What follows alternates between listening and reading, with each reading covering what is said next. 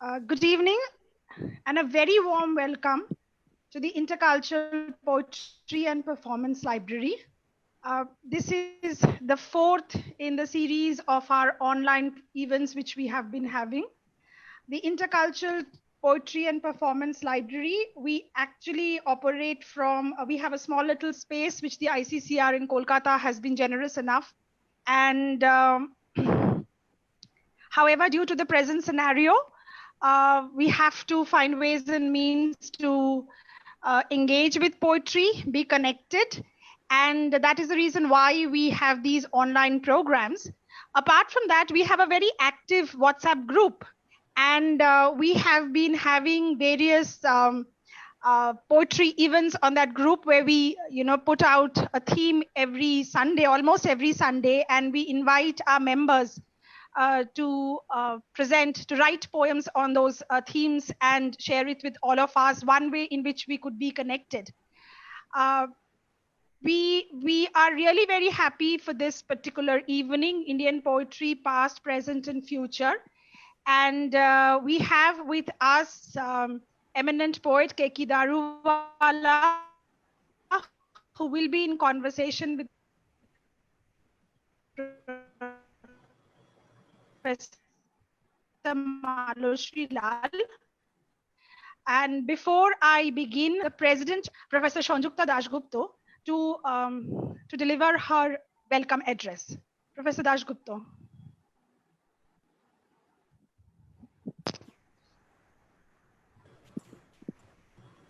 Good evening, everyone. So once again, the second session of this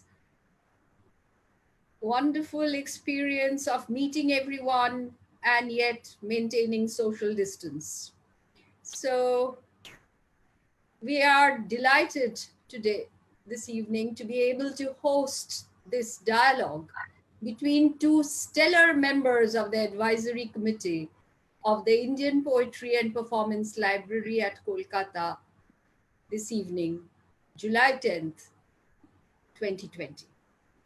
Professor Malashri Lal, member of our advisory committee, has always been generous with her time and her counseling whenever we have turned to her for help and support.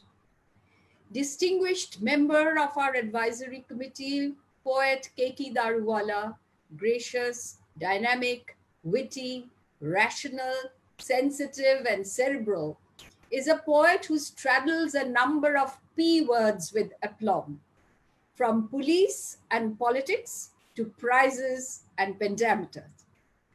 His distinguished professional career as a member of the Indian Police Service made him perceptive and empathetic, rather than what we notice in the Bollywood films, though Daruwalla's closeness to the Prime Minister's office made him extraordinarily well exposed. Daruwalla received numerous national level prizes, such as the Sahitya Academy Award for his English poetry and the Padma Shri Award. Our participants will be pleased to know that Keki did his master's in neither physics nor physiology, but in English literature.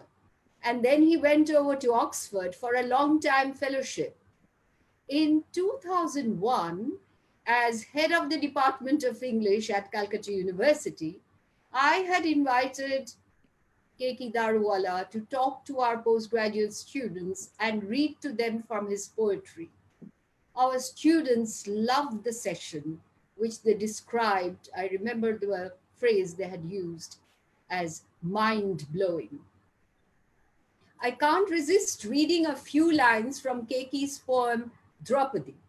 In fact, this was the poem he read when I had met him for the first time, and the impact still lingers. I'm just reading a few lines from Draupadi. The travails of Draupadi are never ending. It seems some people have it in their bleeding stars. First, exploited by the Pandavas, 5-1.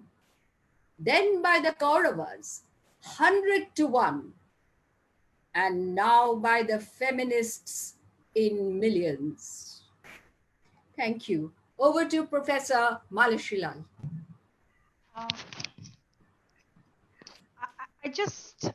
I'll just introduce Professor Malashri Lal and Keki Daruwalla formally, and after which Malashri Di will take over.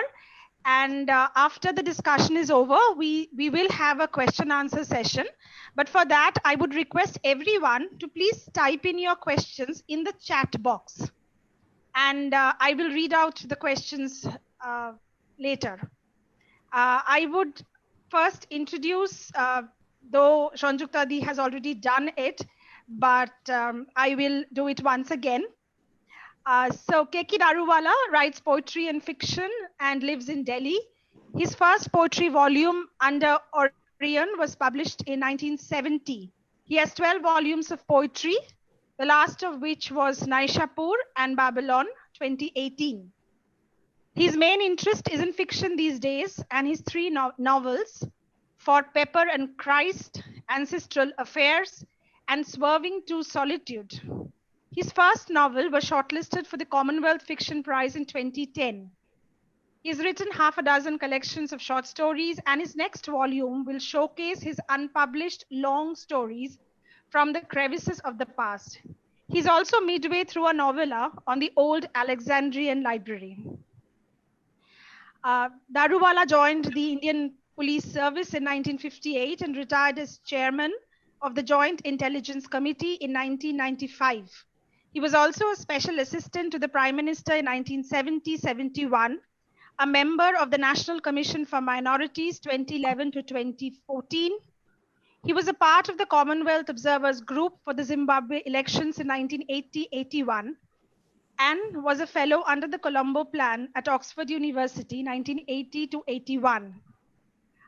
He's got the awards that he has received at the Sahitya Academy 1984, which he later returned, the Commonwealth Poetry Prize for his book Landscapes 1987, Poet Laureate Literature Live 2017, and the Padma Shri 2014.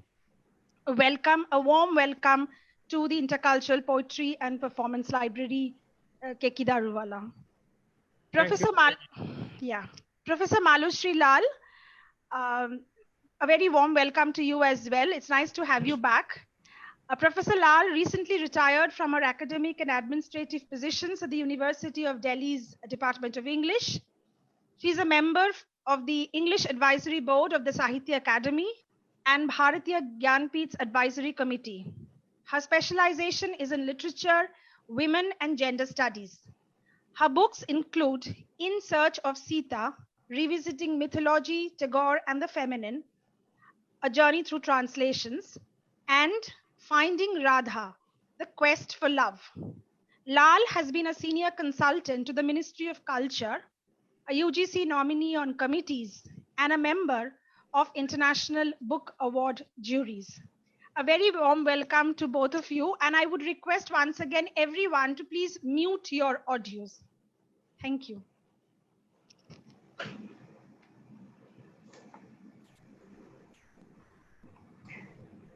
Keki, it's a joy to be with you on this program, and thank you IPPL for this very warm welcome to this particular session. Keki, could I begin with your early links with Kolkata?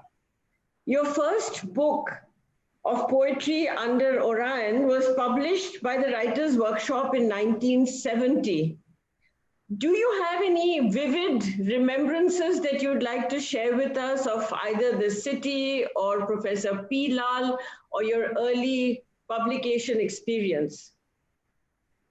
I think my little poetic career that I have had, it started with Professor Lal. And he wrote a letter to me. He wanted to publish a book. He had seen 3 of my poems in the Illustrated Weekly and straight away generously offered me a book. And I sat down a year and a half in Barabanki, of all places, and wrote Under Orion. Once only I met Professor Lal. I think I must have been close to 40 by then.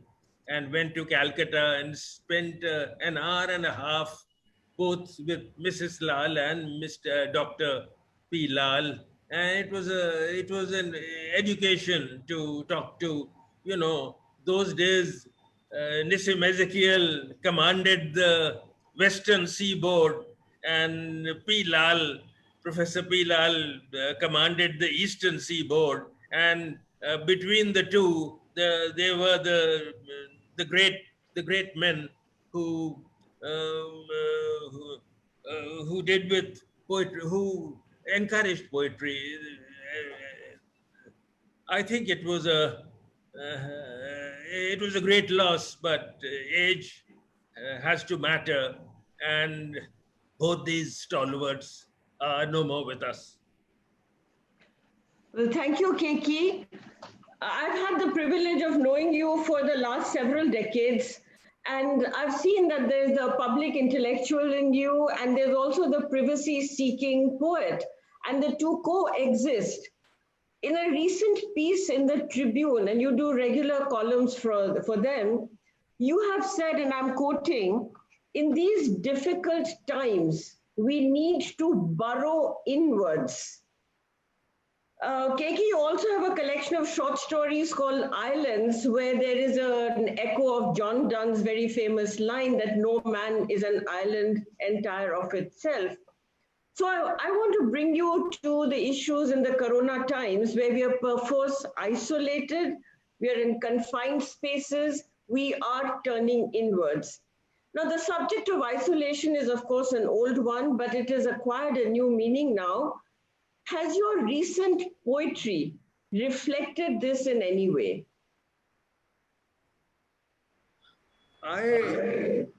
You know, such times come and you have to grapple with them. And you burrow down within your four walls. You read and you write. You can't go about freely.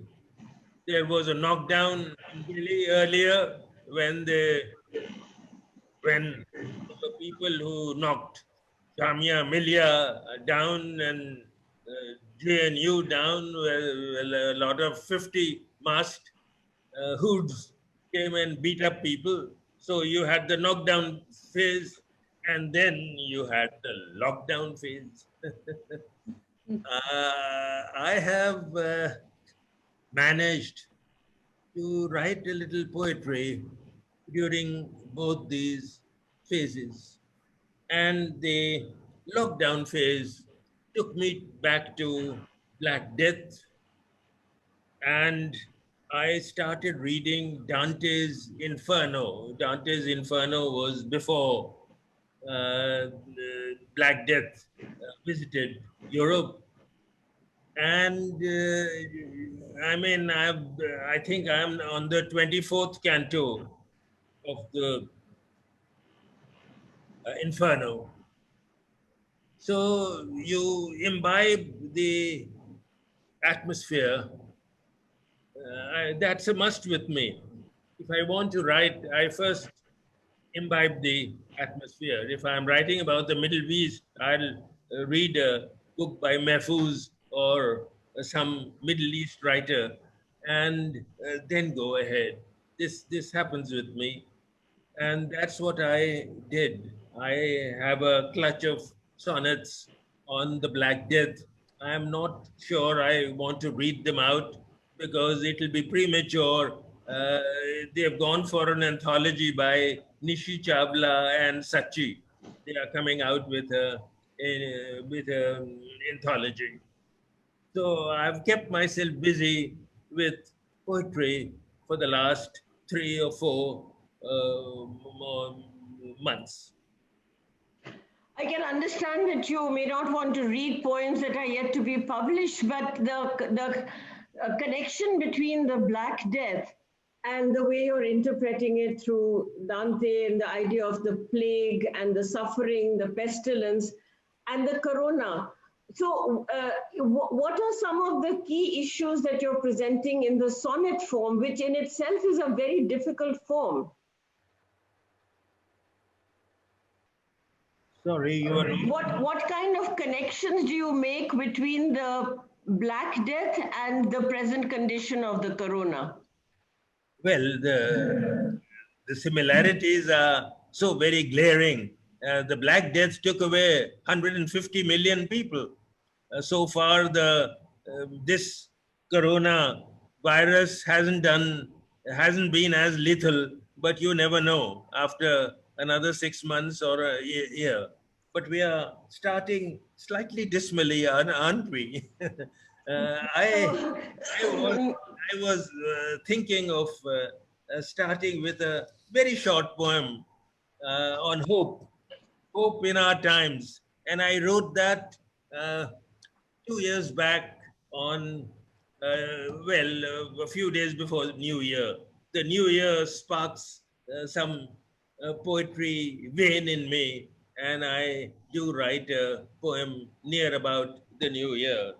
And those were the days when Sabri Malla was very much in the news, and so was Rafael. People were protesting about the contract. And it's a very short poem. May I read it? please. Hope in our times. Night bulletins are rife with Rafael and Sabri Malla as bare-chested devotees keep the pot churning. Here the cold, dense, heavy, as a watchman adds twigs and dry bark to keep chaff fires burning. Hope and light, small-time thieves in the fog, cling stealthily to something close to yearning, and through a hole in the mist, suddenly a barbet calls, the ear is turning. Thank you. Beautiful, beautiful. And talking of hope and good images, I would want everybody to see the cover of this beautiful book, Naishapur and Babylon. It's got the snow peak there between the two dark mountains, certainly an image of hope and journey. So, Keki, it's a wonderful collection brought out in very recently, 2018. And it has selections from poems largely unpublished between 2005 and 2017. You've prefaced the collection with these lines from Omar Khayyam. And just to remind all of us, may I read them out, please? 4 lines. Whether in Naishapur or Babylon, whether the cup with sweet or bitter run, the wine of life keeps oozing drop by drop. The leaves of life keep falling one by one. So how does Omar Khayyam, these lines and sentiments, frame the selection of your poems? And of course, we'd be delighted if you'd read some from the collection. Thank you so much. The answer to this is that the wine of life keeps oozing drop by drop. The leaves of life keep falling one by one. One has to respect one's age and take it into consideration. So I really thought this was my last poetry book, and now it is different. I am almost halfway through another book. And the old philosophers, poets, they wrote like that, what they measured in the time spans and in eons was something different from what the modern man and the modern woman does when she is writing. So the themes were very like Lucretius, no single thing abides, but all things flow. Fragment to fragment clings the snow. Till we know and name them by degrees, they are no more the things we know. Globe from the atoms rising slow or swift.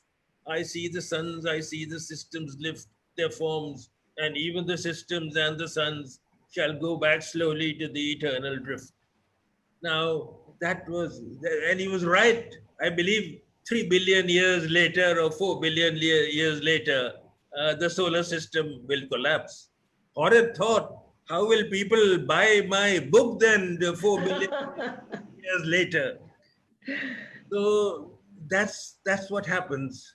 And I'm glad I managed Umar Khayyam, and the editor agreed to the heading. There's always a tussle between the poet or the writer and the publisher on the title of the book. Yes, since you've asked me to read a few poems, I'll read one. I'll read two from this one. After having gone to the press, I realized there was nothing on Babylon in the book. Now, what do you do? So I wrote a poem on Ishtar. 1 minute, I'm so sorry. 42, I'll be 42. Ishtar, right? Goddess, and one evening came back, sat on the computer, wrote the book, wrote the poem. Ishtar, goddess, myth-clad, you were never really there in flesh and radiance, lion enthroned. For us, Sumerians, Akkadians, and people of Nineveh and Arbela, who bent the knee to you, you were a nerve in the mind, a vein in the body we tapped with prayer. When lightning fell on the ziggurat, just but left us without a burn. Yet you were everywhere, strolling down planet Venus and our lands between the two rivers being Tigris and the Euphrates, obviously. Lions flanking you, the night you knocked at the underworld dead. The doors wouldn't fly open. Your threats boomed like thunder echo. Open or I'll smash the door and doorpost and command the dead to rise and eat the living. Image.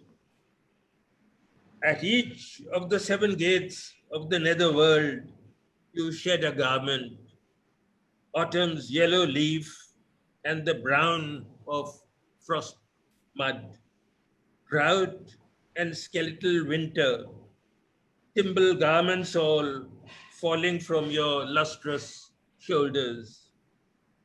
Now we bemoan the loss of the gate you disappeared with, the Ishtar gate lighting up the old world with its glaze of lapis lazuli.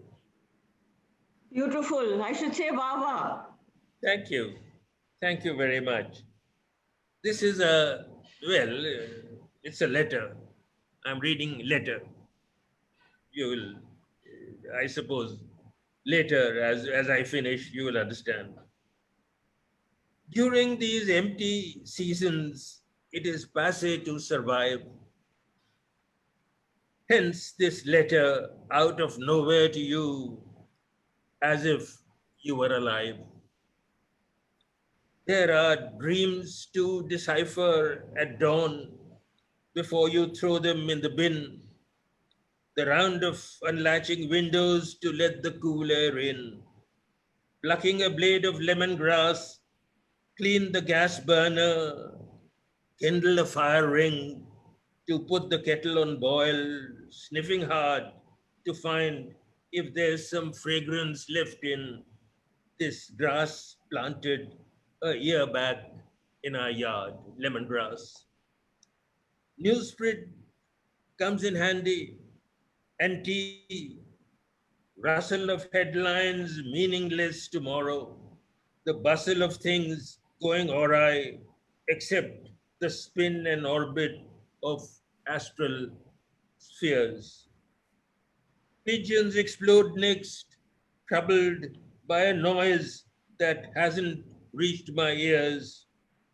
They circle round wall and hedge, settle back and shuffle on the wire, or leave birdlime on the ledge. Poetry? As one gets on in age, I write around the same dream on the same page. Paper gets larger, dream shorter. Our daughter tore a knee ligament while skiing. I'll read that again. Our daughter tore a knee ligament while skiing. Happens, I presume. It's been surgically repaired. Am not certain by whom. As for news and notable events, I'm not sure if there is much. The day goes by, told the old jalopy some years back. We haven't kept in touch. Thank you. Very sensitive rendering indeed. And as you say, letter, and it's about philosophical expanses as well as the minutiae of everyday life. That's a very beautiful poem again. Keki, this particular book has a wonderful introduction by Arundhati Subramaniam, who Yes. herself is, of course, a fabulous poet. Fine writer and Very such fine. poet both. Very fine writer and poet. Yes. And the introduction is really a piece of poetry in itself. And she seems fascinated about the bird images and the image of movement that happens in your poetry so often. And Yeah. I'm going to read a few lines from Arundhati Subramaniam's introduction to your book.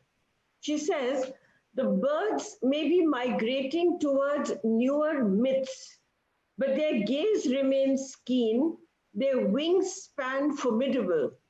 Vigorous and powerful, the poems of Keki Daruwalla continue to take wing.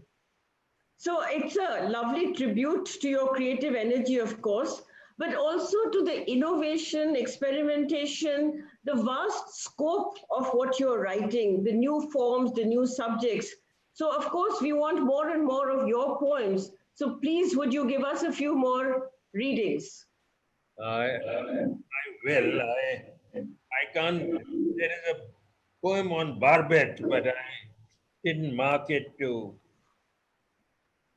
1 minute. I'll take a second. I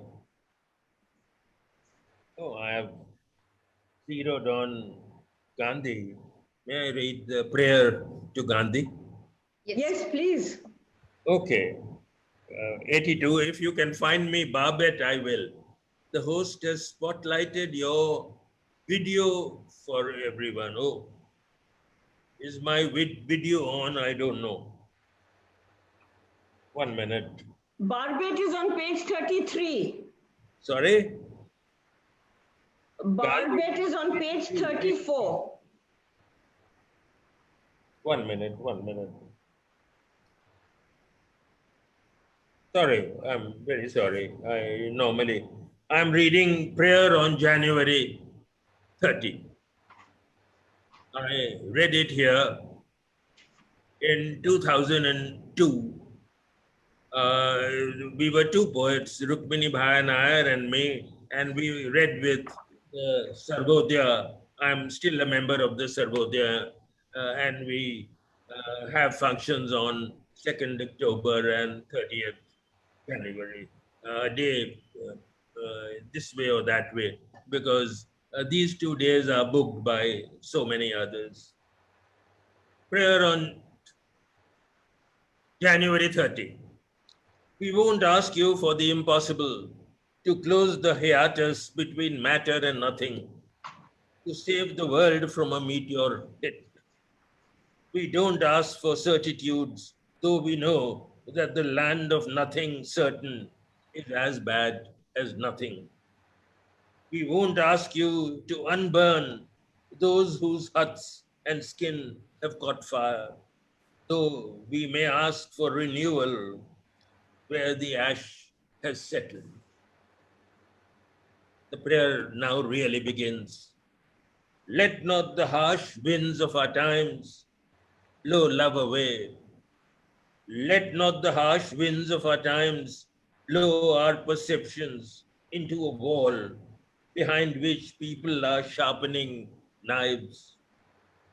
Let not the harsh dreams of our times devour us along with our appetites. Lead us from this landscape of rubble to water, but let the sound be real. Even traffic sounds like surf at night. And let water remain water and not turn to blood. Lead us from chemical colors to vegetable dye, from plastic to cotton, from fractions to wholeness. Ephemeral as we are, let the infinite touch us somewhere. Detach us from the tree of time, and those with no faith, cast them on the waters of belief. Let the repressed be brought into life, the hidden into knowledge. Let there be harmony between those who speak of shadows and those who speak of the sun. Let the unlit be lit. Steer the light our way. Let the forest leave. Let the lyric leave. Are you ready for the next question, or may I read another? No, I want to hear you some more poems, please. Sorry? Would like to hear more poems from you. Okay, okay. Now I would like to read a poem, slightly harsh, which I wrote during the knockdown. Let's not forget the knockdown. If they ask, it's being published in a magazine called Manoa in America, I think from the Honolulu. From Hawaii. Yeah. If they ask, those were the days when people used to go around the canal roads around Delhi to catch hold of people transporting cattle. If they ask, the hulks, belly touching the steering, headlights blazing on a canal road, where you off to? Say, I missed the last bus. I'm walking home.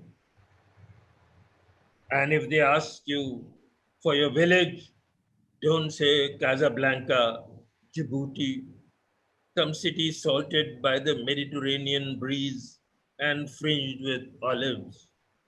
Just mention Karkada, Khekra, anything that grates on the tongue like sandpaper. And if they ask your name, say it boldly, not too loud enough. Munim Khan or Zainuddin or Zulfikar. And if they ask, are you circumcised? Don't nod quietly, but say yes. And if they persist, when did you last kill a cow? And I hope to God you haven't. Say truthfully, never. And when they nod and say you can go, nod and leave. There should be Very pertinent, very vivid and full of energy. I have another migrant poem, Notes, but before that I'll read something light. It's called a self poem. And self poem, what? Like self portrait? Why bloody not?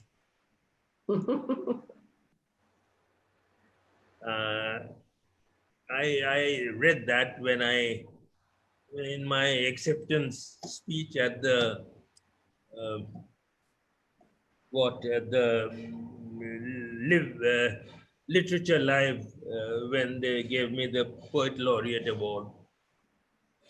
You write on bird light, bird wing, fauna. Your regrets elitist. Just once been to a sauna, which is a fact. Leave barbets, wind in the poplars. You are retro. And tragically, in love, you've been a hetero. You are no good. Don't sport a stubble or a ponytail. Wear cargo pants. When did you realize you failed? Never caught drunk? Never chucked out of a bar?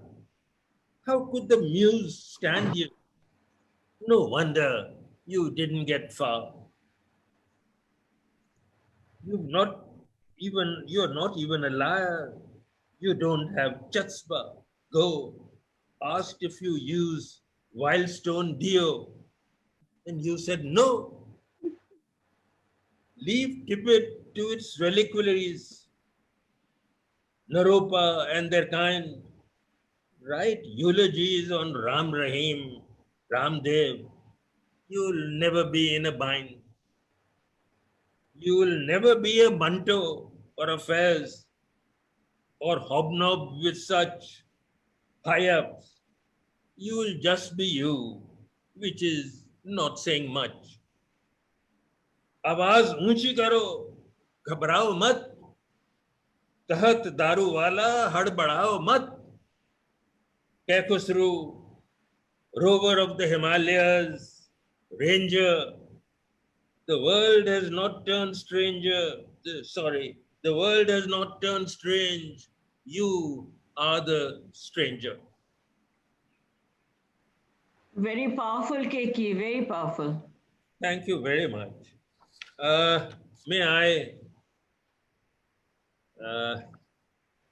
you don't mind, migrant notes. You have several poems about migrants, and they're all very vivid and very pertinent today again. So do read whichever one you wish to. Thank you. You can't write about migrants without a license. You can't write a poem about migrants without a permit. You haven't even walked 100 miles with them, leave alone the 400 they have trudged.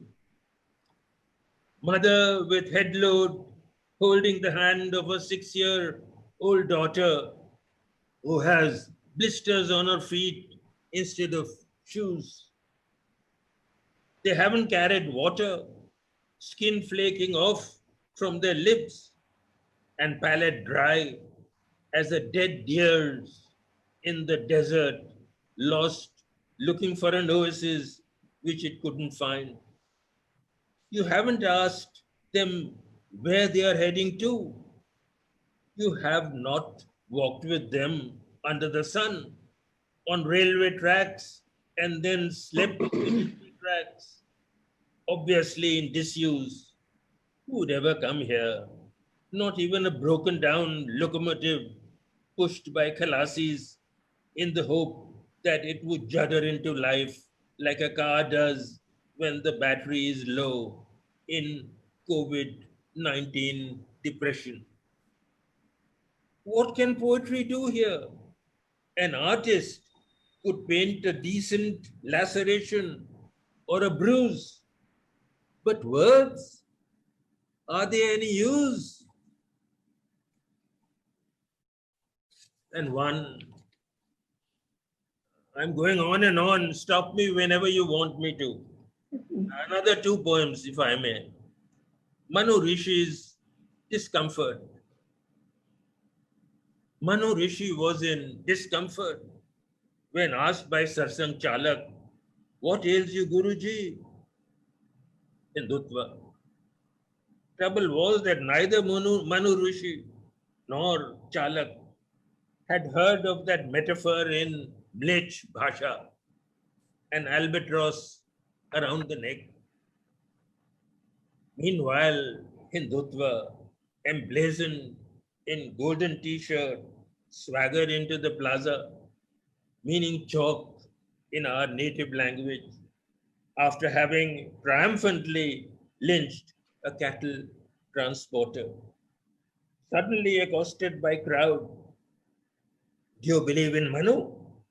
Hindutva, truthful guy, straight as the stick with which he had just belabored the cattle transporter, answered, I believe in Manu, but do not believe in discrimination, meaning Bhed Bhav. When word reached Manu Rishi, busy redrafting his Smriti to be published by Penguin Random House, said, who but Brahma can show us a way out? So ancient saint, modern Hindutva, and Satsang Chalak proceeded to Brahma and folding their hands said, Hey Prabhu, get us out of this mess. And Brahma answered crisply. Doesn't have time, so he's very crisp. And Brahma answered crisply, neither can Manu be rid of Hindutva, nor can Hindutva be rid of Manu. Thank you, Keki. Keki, I have a question here. You know, because it's pertinent to this range that you have just read out to us, I have a question which pertains to this long span of creativity.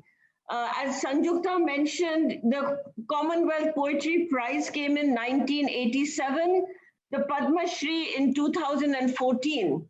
Yes. But your poetry has never seen any kind of slack. It's always been very, very powerful, pertinent, superb to listen to, very reflective of the times and the philosophies. In fact, I recall, I think it was Nassim Ezekiel who once paid a huge compliment and said, Daruwalla has the energy of the lion. Do you remember that? Yes, I remember Ezekiel saying that. Well, it doesn't matter. So my question is, has your poetry changed over the years? I mean, do you see an early phase, a later phase? Are there distinct characteristics, or that doesn't apply to you? Poetry has to change. I mean, you grow. I mean, if you've been writing for 50 years, the first book was published in 1970 under Orion. So it's 50 years. Naturally, you will grow. The poetry I read out was only, written in these last few months because of the knockdown and the lockdown. But one changes. I grew up, I wrote on more things, I explored more, wrote on the Middle East, wrote on history, myth, though much of it was there in the first volume itself, because the first volume tells you what you are going to do in the rest of your career. Very often that happens. So I have changed, but your innate being remains what it is. You can't completely change yourself, and you get terser, shorter. I was a little prolix to start with. It was also a desire to fill the pages, that you have a book. So things change, but very little gradually. I had a book on dreams. I used to keep a dream log for a few months, and Night River was almost a book on dreams. And then the next one was exploratory. And then I made a decision with myself that don't be too bleak. I remember one of our ambassadors from, I won't mention the country, who said, who will read such bleak poetry like yours. So I decided to be, even the Black Death poems. I'm starting with the devil writing a poem, and make it palatable and make it possible for the reader to get to the Black Death poems, which are very fierce and something like what is going on around us at the moment. So one changes, and I wrote an entire book on the Persians and the Greeks, which is my favorite book, Fire Altar. So one does get different topics to talk about, and different people to write about, different ages to write about, and one progresses like any other writer, like any other poet. Keki, when I was writing an introduction to one of your collections, and I read your work very carefully, as I always love to do, what I had pointed out is what I'm going to repeat today, that your poetry has a lot of elements in it. There's politics, there's humor, there is caricature, there's sprightly dialogue. So especially humor, you've often talked about how important it is to have humor as a tool of social critique. It could be dark humor, it could be sarcasm, it could be irony, but that range seems very important to your work. Would you want to read something that reflects this thought that I have about your work? I don't know, because I've been a social critic and I've been an analyst. So when you are being an analyst, you see the world. You see the world. And the critical faculties come uppermost. So that's how social criticism or just criticism comes through. And don't forget, I'm a fiction writer, and a fiction writer has to be observant. He has to see the foibles and the ironies existent in life, existent in people, in their characters. And even the plot line, the story line becomes ironical sometimes. So if you have quite a few facets about you, they get into your poetry, they get into your fiction. Well, that's my next question. The fact that you write poetry as well as fiction, and you tend to do it almost at the same time. The short stories, even your novels, your last volume of poems and your last novel came out the same year. And of course, a writer must not choose between fiction and poetry as modes of expression. But in India, there are very few people in English who actually write fiction as well as poetry. I can't think of too many people because, what comes to mind is Vikram Seth, Jeet Thayil, and you. So what is it that makes you both a fiction writer as well as a poet at the same time? C.P. Surendran, you haven't forgotten. Oh, yes, C.P. Surendran, quite right, yes. A very fine novel. Hmm. For me, the novel, or even the short story or the long story, is a challenge. It has to be a challenge. You people the world with your characters. You have a small little minuscule cosmos to yourself, and you inhabit it, and you give it a storyline, and you give it a narrative.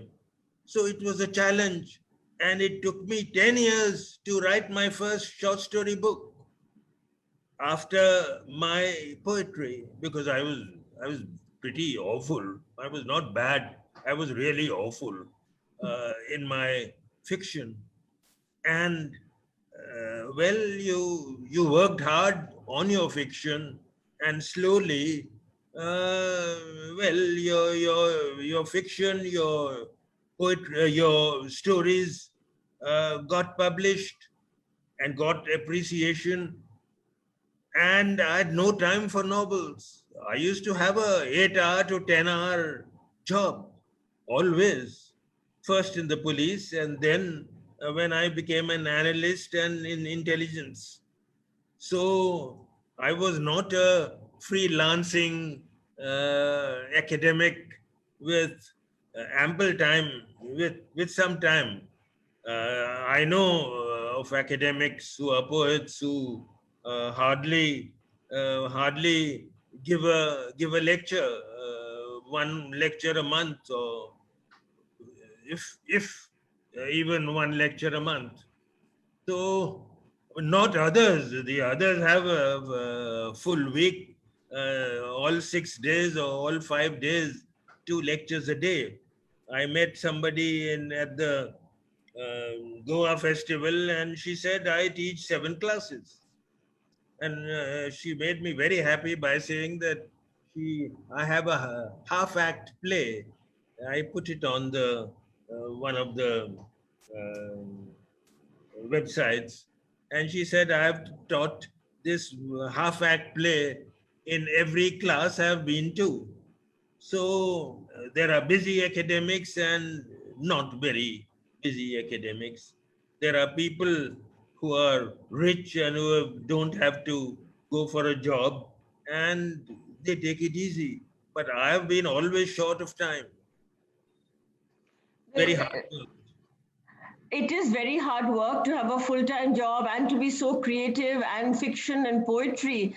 And another thing that I've very much admired about your work, that is your novels, they're very cosmopolitan in the atmosphere that they present. And you have, sometimes in your interviews, you've said that we must not locate novels by which country they belong to or which culture they belong to. In fact, because we are in IPPL, which is based out of Calcutta, may I quote your words back to you from an interview about Kolkata? I'm quoting you, Keki. People have a mistaken view that you have to be born in Calcutta or Trinidad to be reckoned a novelist. I never heard that Mishti Doi and Shondesh helped to trigger the imagination. That is a very nasty comment by me. And the two great novelists I'm mentioning, you've guessed them. There's Naipaul and there's Amitav Ghosh. So I think I had a nice dig at them, and that was it. That's fine. I think one enjoys these lively interviews also. So I'll come to my last question, Keki. And this is a question about the mentoring of younger poets by senior poets. Is it something that is possible, desirable? And linked to that, the publishing and the marketplace for poetry. There are very few publishers for poetry, as we all hear and experience. Why is that so? Is it because there isn't enough mentoring? Is it the economy of the market? Is it the lack of influencers, as the new terminology goes? What is it that there are so many people who love poetry, who write poetry, who love to listen to poetry? There are great discussions and poetry readings that happen all the time. And there's nothing out there in the published quantity and quality of poetry to match it. Do you have any ideas or theories about this? I don't wish to mentor people on what they should be writing. I think there are more writers of poetry than readers of poetry. The readers of serious poetry are getting fewer and fewer, which is regrettable. Readership matters a lot. Even for the novel now, the readership is thinning down, mainly because of the television and because of other attractions and lack of tenacity and the remote control uh, controlling you, you know. Uh, so I don't have any prognostications about poets or poetry thriving. I believe there are so many online magazines, there are so many websites. So the poets have tremendous outlets. We never had them. I mean, we never had internet. So we never had any outlet. You sent it to a publisher and you printed it. And there were one or two magazines which published poetry. Otherwise, nobody else bothered. So they are, I think, much better off, but they have to, they don't have to split about from one thing to the other. I mean, there must be 5,000 people in England who can write a sonnet, but so you have to go through, you have to be practiced. You have to go through learning and not immediately change and be protean. And you will you will write good poetry. But poetry is also something which comes with an innate talent of some sort. And if you don't have it, switch to fiction, switch to drama, switch to anything. I would say that. I know of poets who have careers, chucked their careers to write poetry, and regrettably, they don't write very good poetry.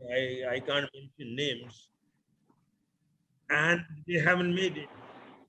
This happens. So from me, no more questions, Keki, but it would be lovely if we could end the session with a poem from you, please. Okay, may I? I haven't gone to my... Okay, it's a love poem. I'll read 2 love poems. Wonderful. May I? Please. One is on Sappho. And it's not the usual Sappho poem.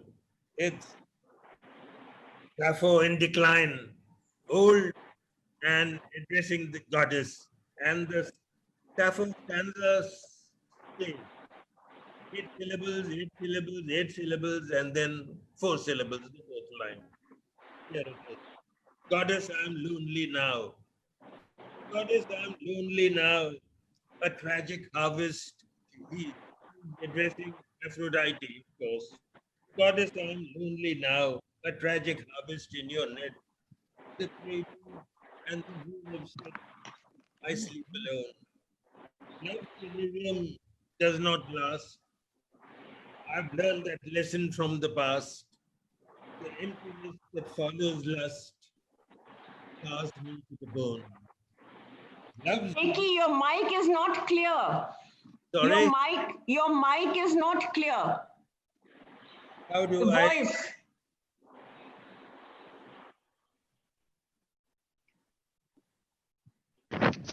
mute?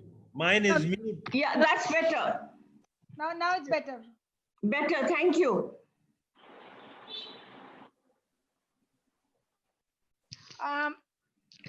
No. I think your mic is muted. Unmute. I think your mic is muted. Just a minute.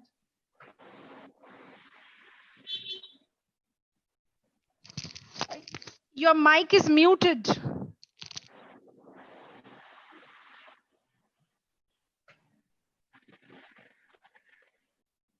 No.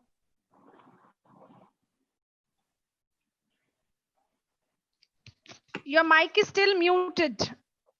You need to unmute it.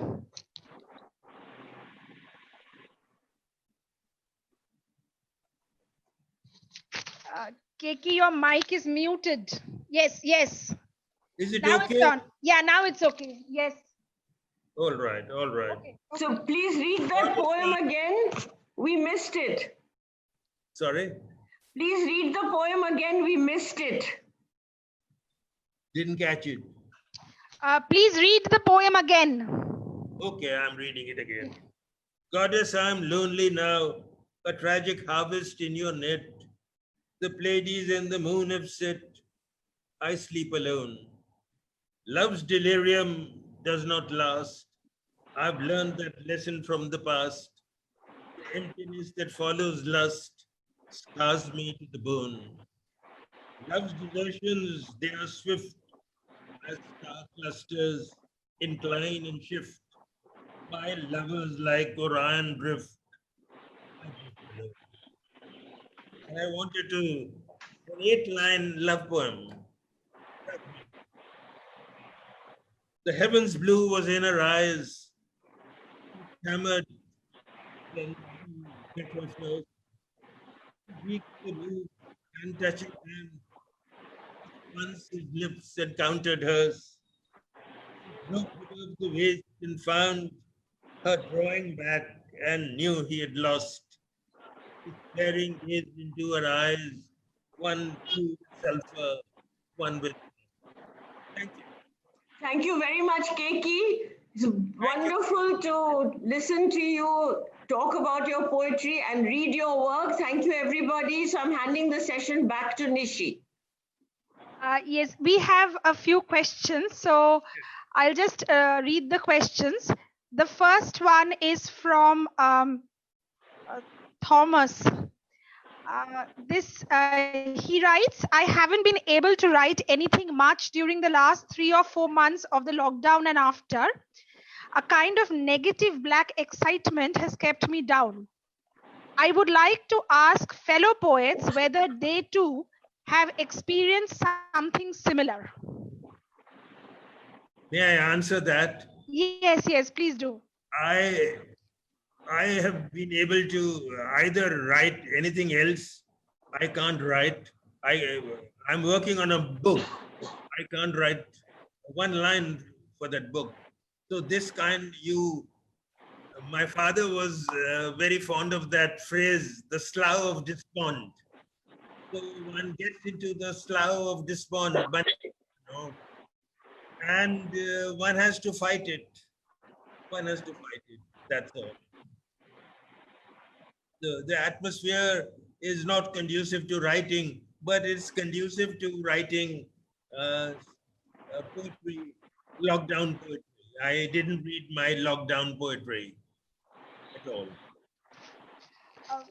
There is another question from Anjali Purohit, and she has 2 questions actually. The first one is, could you speak a bit on swerving to solitude?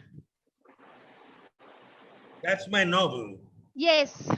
Swerving to Solitude is my novel, and she should know I had a book launch in Bombay.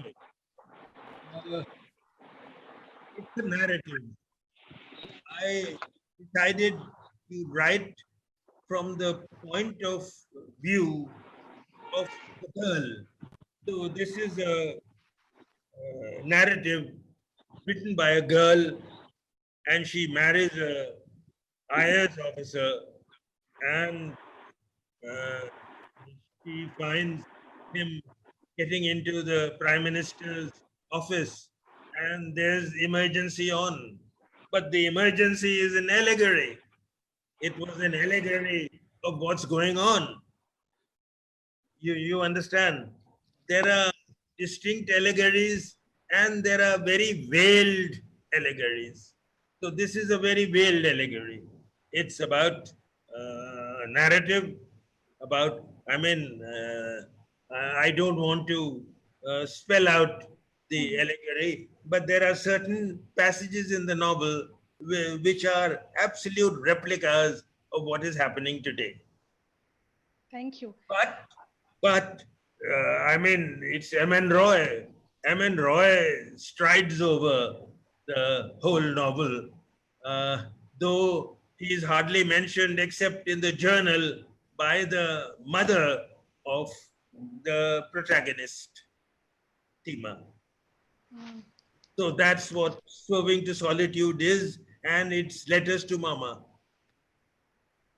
Yes, there is another question from Anjali Purohit, and she speaks about this is what her question is. She says a lot of migrant poetry is being written, and a poet mentioned that this was unique to India. And her question is this kind of migrant poetry exotic like our poverty? Well, if you start exoticizing poverty, that can happen. That can happen. I mean, instead of I have a line that she has blisters instead of shoes. I don't know whether I was exoticizing or no, but what I was reading in the papers was very clear. If I was younger, I would have gone on the roads and met people. But now I just stay in the house. That's it. So I think people writing about migrant poetry should stir out a little as well. Meet migrants, and you can write. You'll write. But I don't think there is a genre of migrant poetry. This question on, yes. Every diaspora is a migration. Every diaspora is a migration. Yes. This question on migrant poetry was asked by Anju Makhija, the one that you answered just now. She has another question. What will follow lockdown poetry? Down with China poetry? Sorry, I didn't get it. This is another question from Anju Makhija. Yes. What do you think will follow lockdown poetry? Is there going to be a down with China poetry? No, lockdown poetry is about disease. It is about Black Death or offshoot of the Inferno.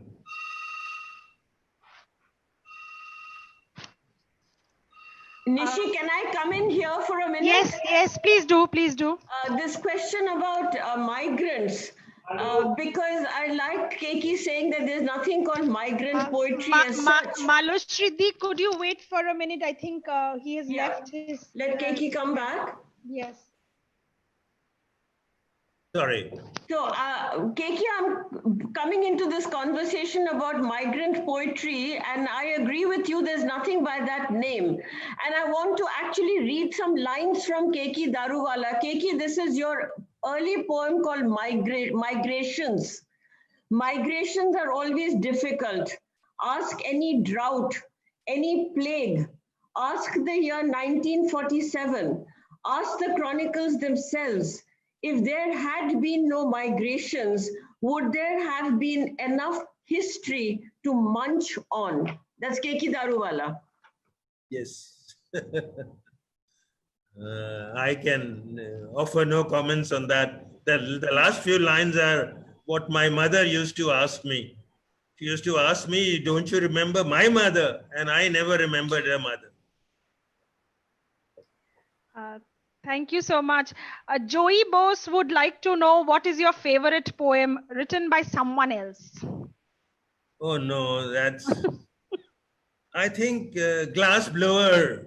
Glass Blower would be one of my favorite poems. And a favorite poem that you have written, your own poem. Yes, your favorite. Yes, it is my poem. It is my poem. Do you want me to read it out now? No. I mean, if you have it with you, yes, you could. It would be somewhere in my collected.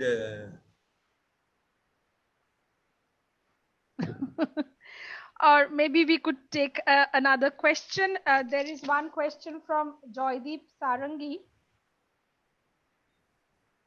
Yes. I'll take another Yes, question. he asks, what was your first major appearance in a journal or a magazine? Quest. And Khushwant Singh placed my poems. Khushwant Singh came to Agra to write a guidebook on Agra. He was paid 3,000 rupees to write a guidebook on Agra. And he was criticizing all the other bureaucrats. There were bureaucrats who were writing guidebooks. And I came to know because the SSP was out on leave.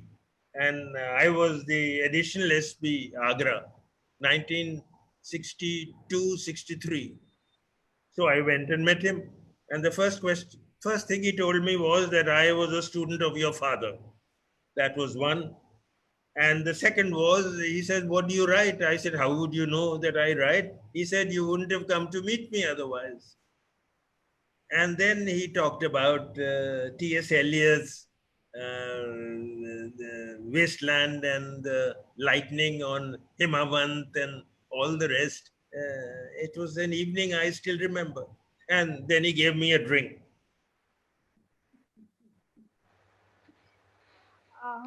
Then I took my poems next time. And then he said, can I place them? I said, thank you very much. And in the January issue of The Quest, 1964, I got 3 poems out, or 4 poems out. Thank you so much. There's one question from Gopal Lahiri. Do you have any thoughts on the poems written by Tagore? Sorry. Do you have any thoughts on the poems written by Tagore? The Taj Mahal and a few others, not really. My father went to Shanti Niketan. He was a real scholar, so he went to Shanti Niketan. After he retired as a professor, Maria Montessori came to Simla, so he went to Simla and studied Montessori for a month. So he went to Shanti Niketan. I have a card from Tagore,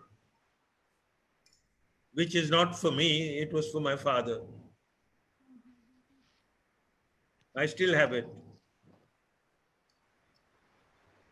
Thank you so much. It was wonderful. And I see no other questions. Shanjukta Di, do you want to come in here? Isn't Jaideep the one? Keki, do you want to ask something? Really brilliant. I think you kept us absolutely engrossed. Learned a lot from not only in terms of the content, but also in terms of dealing with lines, with images, with metaphor, and also the intrinsic quality of your poetry, the very, very free-flowing language, and also wit and humor. Wit and humor is not very common in Indian English poetry. And so I think that all the young people who have been listening to you will be deeply inspired by you, read your poems, and also when we have another session in future, they will have many more questions for you. This has been a rich learning experience for all of us. And we will go back to your poetry with your suggestions, your feelings that you have stated today resonating in our minds. I'm sure that this will be a session that we will remember for a very, very long time. Thank you so much, Keki. Thank you so much. I would now request Dr. Joydeep Sharungi, the Vice President of IPPL, to deliver the formal vote of thanks. Dear Keki, this is congratulations for the Golden Jubilee year of Under Orient. That was published in 1970 by Writers Workshop. And thank you. And with under Orion, 50 years of time means a lot. You have seen a lot, you have contributed a lot as a short story writer, as a poet, as a novelist, and as a poet, and very important thing, as a travel narrative writer, travel narrator. And I am a great fan of your travel book, Riding the Himalayas. And Keki, I remember I was with you for a few days in IIA Shimla, Indian Institute of Advanced Studies, and a long time back. And your travel narration, that is riding the Himalayas, your car trekking, starting from, I think, Siachen up to Tibeto, is an interesting read. And wonderful photographs by some Ashok Dilwale, I think, Ashok Dilwale. And I will recommend all the lovers of the Himalayan travels to read the book.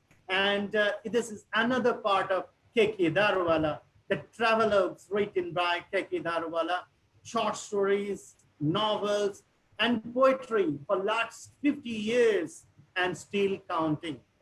Now, very important thing about Keki Daruwalla is that Keki Daruwalla is a map maker of Indian English poetry, I'll say. Map maker, taking his own phrase, and where he talks about the awareness of absences, family history, the tiger poems, the satirical temper of his poetry. I think his poetry is all about where we sit between betweens, to the left of voices, to the right of memory. Wonderful, wonderful reading, Keki Daruwalla.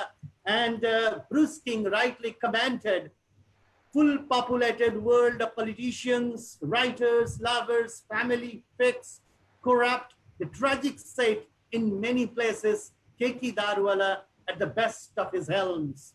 Absolutely correct, because Keki means the tradition. Keki means a gharana. With him traveled all across the globe. And thank you, Keki, for your valuable time, reading, inputs for the lovers of poetry, scholars of poetry, and IPPL team. Thank you, Malashri, for bringing out the best in Keki. And I think this conversation will contribute a lot to the studies on Indian English poetry. And there is a great trend to call that it is the world of fiction, and poets are writing poetry is a commercial suicide. I'll say this evening is a strong contrast to this very saying. Thank you, Keki, for giving us a wonderful opportunity to learn from you, to take words from you. And many are young poets, college goers, school goers, writing poetry in rural India, urban India. I think those who are viewing by or watching Facebook Live or through this platform are largely benefited. And you mean, like, it's a banyan tree giving shelter and shade to all of us, inspiration for all of us. Thank you, Malashri. Please, thank you very much. Please inspire us like this. Sanjukta, the very important, pertinent input into the discourse. Thank you, Nishi, for wonderful mentorship and steering the ship into the proper direction, and all IPPL team. We are looking forward to another interaction with poets in this platform. Thank you, everybody. Thank you, all the lovers of poetry, and good evening to you all. Keep up writing the spirit of poetry. The spirit of poetry will never die. Thank you. You've been very generous. Thank you very much, Jaideep. Thank you, Keki ji. Thank you, Malashri. Thank you so much. Thank you very much, Joydeep, and Sanjukta and Nishi. Bashubi was here too. Thank you, IPPL, for bringing me into your programs. Thank you so much. Thank you so much. Thank you so much. Thank you. Thank you. Thank you, Bye-bye.